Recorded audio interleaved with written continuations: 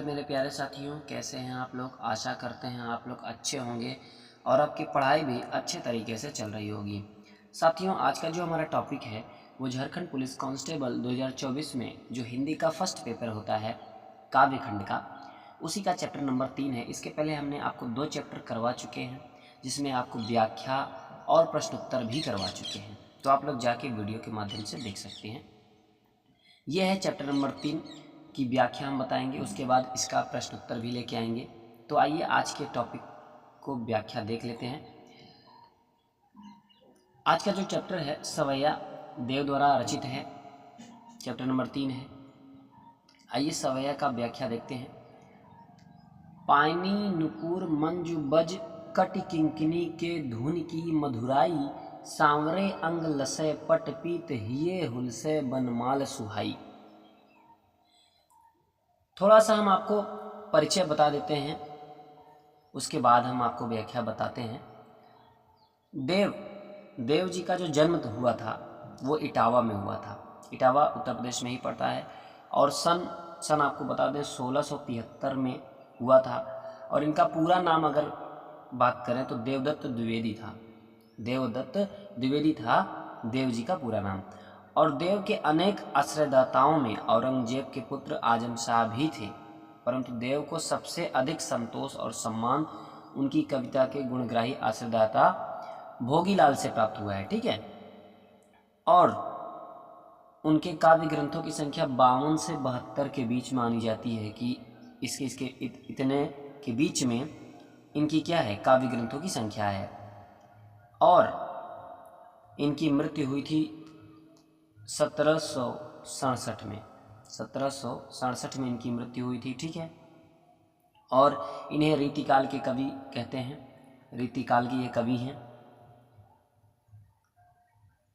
और इनकी जो कवित्त सवैया है जिसकी हम व्याख्या करेंगे, कवित्त सवैया में एक और जहाँ रूप सौंदर्य का अलंकारिक चित्रण देखने को मिलता है, वहीं दूसरी ओर प्रेम और प्रकृति के प्रति कवि के भावों की अंतरंग अभिव्यक्ति भी। पहले सवैये में कृष्ण के राजसी रूप सौंदर्य का वर्णन है, जिसमें उस युग का सामंती वैभव झलकता है। और दूसरे कवित्व में बसंत को बालक रूप में दिखाकर प्रकृति के साथ एक रागात्मक संबंध की अभिव्यक्ति हुई है। और जो तीसरी कवित्व है उसमें पूर्णिमा की रात में चांद तारों से भरे आकाश की आभा का वर्णन है। चांदनी रात की कांति को दर्शाने के लिए देव दूध में फेन जैसे पारदर्शी बिंब काम में लेते हैं, जो उनकी काव्य कुशलता का परिचायक है। ठीक है। जिस प्रकार से दूध जब दूधते हैं तो उसमें फेंद उतरा जाता है, उसी तरीके से उन्होंने दूध के फेन जैसे पारदर्शी बिंब का उदाहरण देते हुए व्याख्या की है। आइए सवैया के व्याख्या समझते हैं। पानी नुपुर मंजू बज कटि किंकनी के ध्वन की मधुराई, सांवरे अंग लसय पटपीत हिये हुलसे बनमाल सुहाई। देव जी इसकी व्याख्या करते हैं। बाल कृष्ण के रूप को देखते हुए कहते हैं कि उनकी पैरों की पायल और कमर में करधनी है, वह भी बज रही है। और जब वह चल रहे हैं तो उनके छोटे पैरों से घुंघरू की मधुर आवाज़ें आ रही हैं। उनके सांवले शरीर पर पीले रंग के सुंदर कपड़े भी हैं और वह अपने गर्दन में फूलों की माला, उनके गर्दन में फूलों की माला है, जो छाती पर बन फूलों की माला बहुत अच्छी लग रही है। ठीक है। तो ये था व्याख्या। अगला जो सवैया है, माथे किरीट बड़े दृंग चंचल, मंद हंसी मुख चंद जुन्हाई, जय जग मंदिर दीपक सुंदर, श्री ब्रज दूल्ह देव सहाई। इस सवैया में देव जी कहते हैं उनके सिर पर मुकुट है और उनकी बड़ी आंखें बहुत ही चंचल दिख रही हैं। उनके चेहरे पर हंसी मुस्कान है। कवि उनके चेहरे को चांद की तरह सुंदर कहते हैं और उनका चेहरा इतना चमक रहा है चांदनी के समान। श्री कृष्ण का मुस्कान मन को मोहने वाली मुस्कान है। जैसे मानो मंदिर में जल रहे दीपक के समान है। वो ब्रज के दुल्हा बने हैं और उनकी सभी लोग मान सम्मान कर रहे हैं।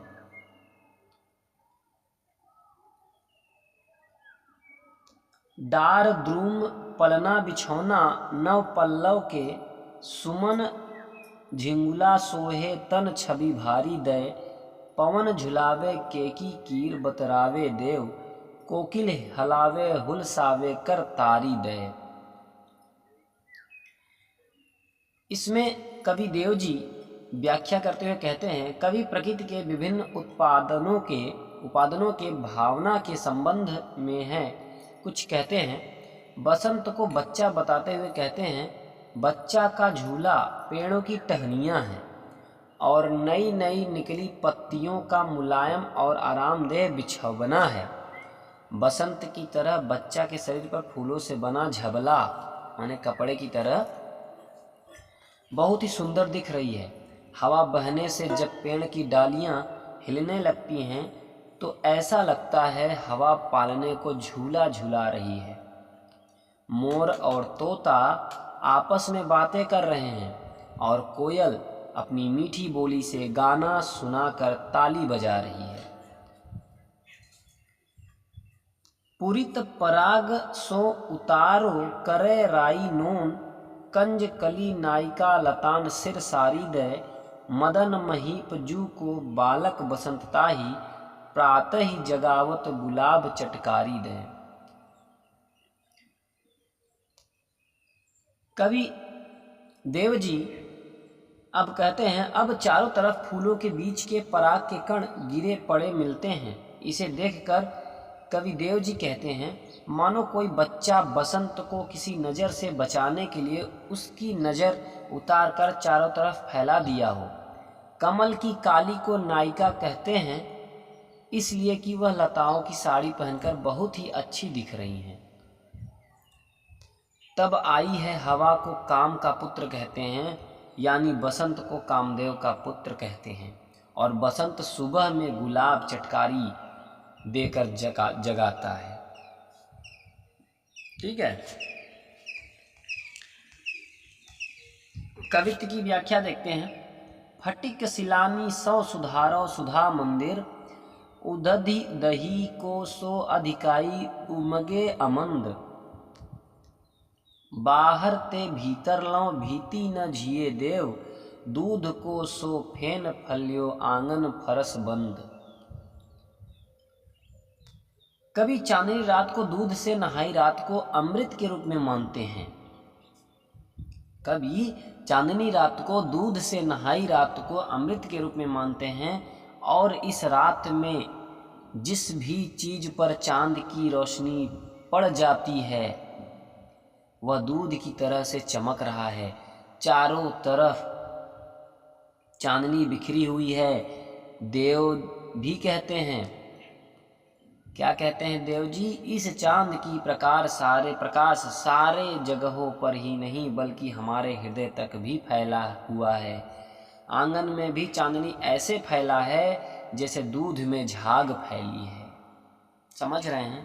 जैसे दूध में जब कोई दूहता है दूध को तो बाल्टी में चारों तरफ फेंद उतरा जाते हैं, मानो वैसे ही चांदनी फैला है। ठीक है।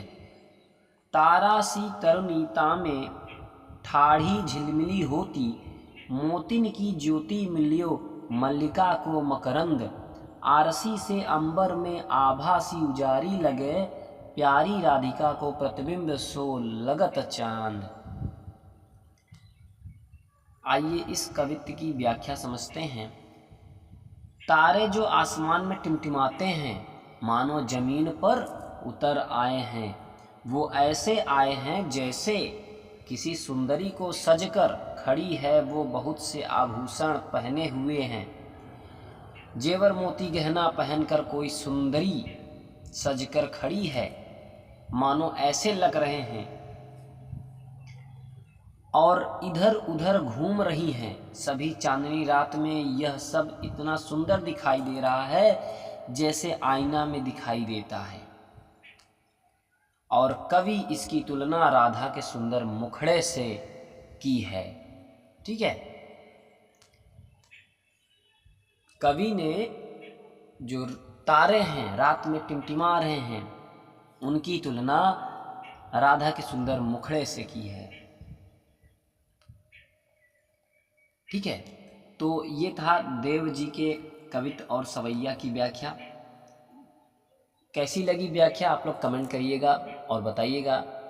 और अगर वीडियो पसंद आई हो तो एक लाइक और चैनल को सब्सक्राइब जरूर करिएगा। साथियों और अपने दोस्तों तक जरूर शेयर करिएगा।